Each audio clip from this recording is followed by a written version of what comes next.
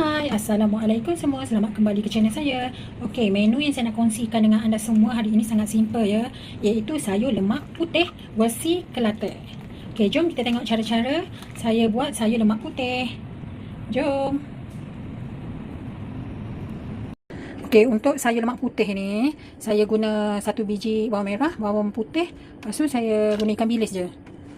Sebab malas nak ikan rebus. Okey, lepas tu lada hitam. Tu je untuk bahan blend. Sekarang kita blend dulu ya. Okey, ini rupa dia selepas kita blend. Okey, sekarang kita tumis. Saya akan guna sayur 2 jenis je hari ni. Okey, ni sayur yang kita guna ya. Saya guna kobis apa ni? Kobis Cina ni dengan lobak merah. Tu je. Okey, jom kita mula. Okey, untuk buat sayur lemak putih ni, kita sebelum buka api dapur tu, kita masukkan santan. Kita satukan terus dengan bahan yang kita dah blend tadi.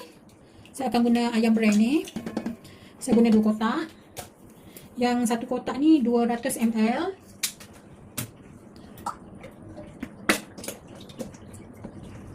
Okey, kita akan masukkan bahan yang kita dah blend tadi lah. Macam ni.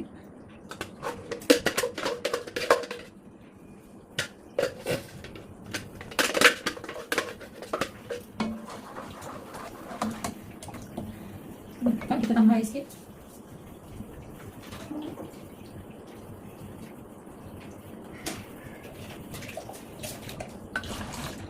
Okey, sekarang kita buka api yang besar sangat. Okay, kita kacau. Lalu orang guna ikan rebus tu. Tapi ni menu last minute, malas saya nak rebus ikan tu. Jadi saya guna ikan bilis je. Okey, saya nak tambah air lagi. Okey, kita tambah air.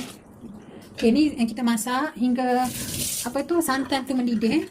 Lepas tu baru kita tambah perasa dengan sayur yang lembut. Sekarang saya akan masukkan lobak merah. Bismillah. Okey, kita akan masak sehingga ia mendidih. Okey, dah melegak. Sayur lobak merah kita pun dah masak. Sekarang saya akan masukkan sayur kubis dengan solok lada hijau ni. Saya suka rasa, memang letak banyak.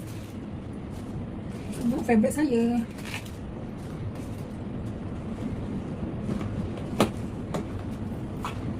Okey. Nak letak suun pun boleh. Saya nak letak suun lah.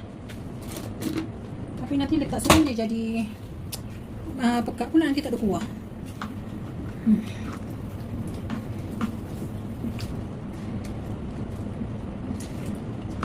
Okey, kita tunggu sehingga sayur masak. Lepas tu baru kita perasakan dengan garam, perasa, letak gula sikit.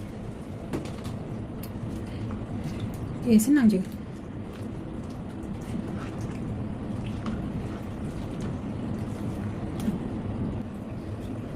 Okay, you all, saya nak letak suun. Sebab favourite saya kalau sayur lemak putih ni ada suun. Sedapnya. Okay, sekarang saya nak letak perasa. Okay, letak perasa. Bismillah.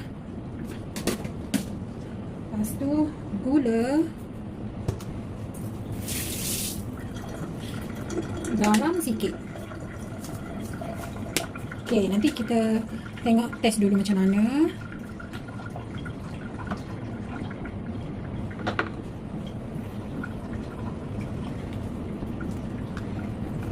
Simple je awak lemak putih ni. Nampak? Okay, lain kali kita buat versi yang ikan rebus tu pula